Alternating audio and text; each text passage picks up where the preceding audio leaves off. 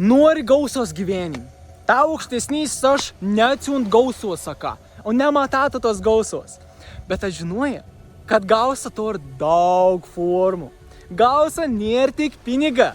Gausa gali būti vaizduotis gausa. Gausa gali būti sveikatas gausa.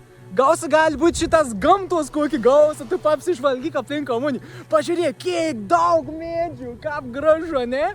Kiek daug gausos.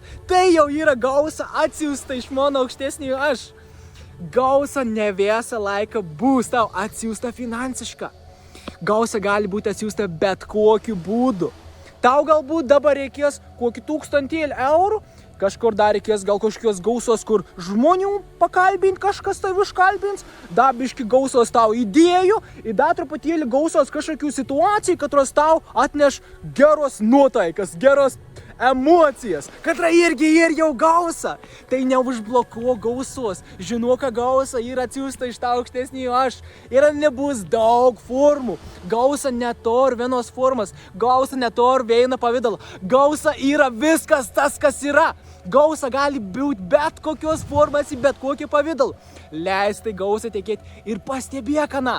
Būk sąmonings, pastebėk, kaip ta gausa ateina į tavo gyvenimą, nes gausa nėra vien tik pinigai.